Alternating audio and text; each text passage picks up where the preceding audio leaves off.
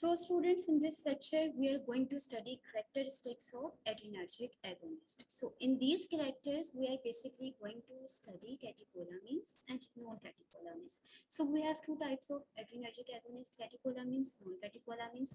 So coming towards the detail, most of the adrenergic drugs which we use or which we study are actually the derivatives of beta phenyl ethylamines. So this is the first thing which you have to remember.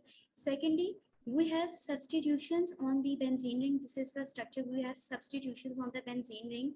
We can have hydroxyl groups in this benzene ring. Secondly, we have substitutions on this ethylamine side chain. So whenever there will be addition of group on the benzene ring or on the ethylamine side chain, we will get different compounds. We will get variety of the adrenergic drugs. So now you have to remember that there are two important structural features of these adrenergic drugs. First one is the location of hydroxyl groups on the benzene ring, on this benzene ring. Secondly, you have to remember the nature of the substitute on the amine nitrogen. So the substitute on this amine nitrogen. So groups on this benzene ring, that are the hydroxyl groups, and the groups on this amine group will basically determine the characteristics of the adrenergic agonist. Now, what are these characteristics? We will discuss in this lecture.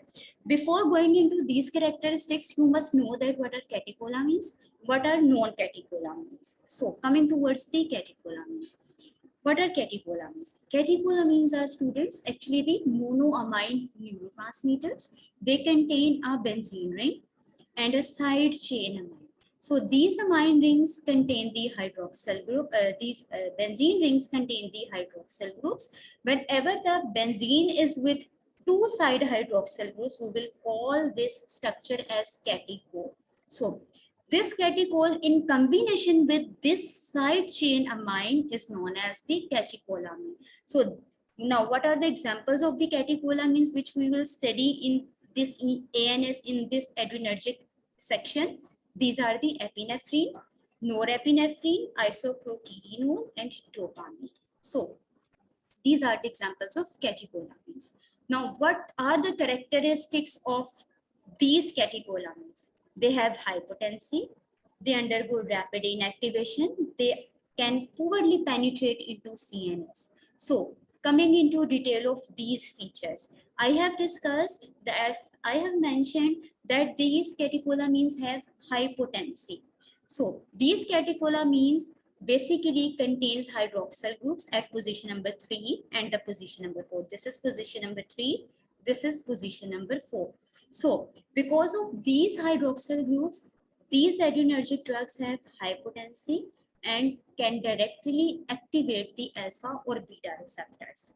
Firstly, this was about the potency, then going towards the inactivation. So catecholamines are readily metabolized or degraded by the enzymes that are COMT and MAO. COMT is catechol O methyl transferase and MAO is monoamine oxidase. So catecholamines are metabolized by COMT post-synaptically and by monoamine oxidase in the neuron.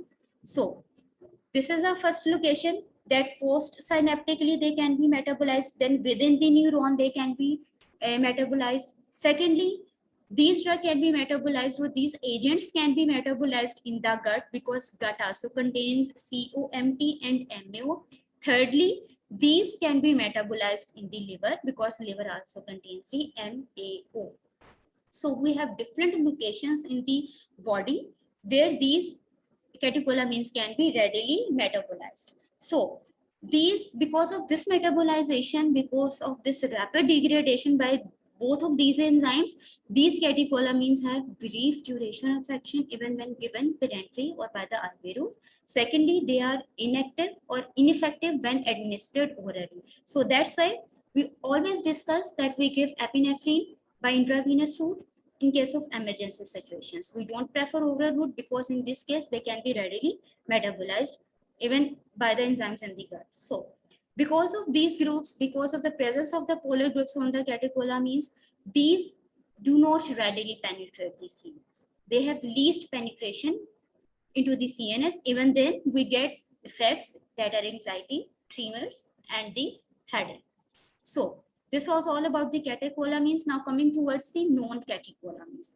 These are the compounds which can lack or which do not contain the catechol hydroxyl groups. Because they don't contain the hydroxyl group, so these have longer duration of action because now they cannot be metabolized by the catechol O methyl transferase.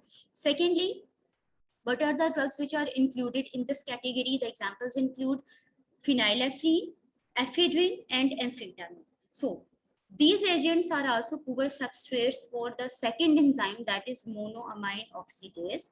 Now the third point is that these drugs have lipid solubility. They can easily cross the blood-brain barrier due to lack of the polar group, that is the hydroxyl group, which was present at position number 3 and 4 in case of catecholamines. So they have easy access towards the CNS. So what about the substitutions on the amine nitrogen? This is the amine nitrogen. So whenever there are substitutions on the amine nitrogen, it will give you indication about the selectivity. So in case of epinephrine, or particularly selectivity towards the beta receptors. In case of the epinephrine, as we know that we have this methyl group at this nitrogen. Because of this methyl group on the amine nitrogen, this epinephrine is more potent at the beta receptor as compared to the norepinephrine, which do not contain this methyl group but contains the hydrogen group. So in case of epinephrine, because of this methyl group, it has more attraction towards the beta receptors as compared to norepinephrine, which is devoid of this methyl group. So when we talk about isoproterenol, isoproterenol contains isopropyl group at this position. Instead of this methyl group, it contains isopropyl group. So this is a longer group as compared to the methyl group. Because of this substitution on the same nitrogen, it has strong beta agonist activity with little alpha activity. So students, this was all about the characteristics of the adrenergic drug. This was all about differences between the catecholamines and the non-catecholamines.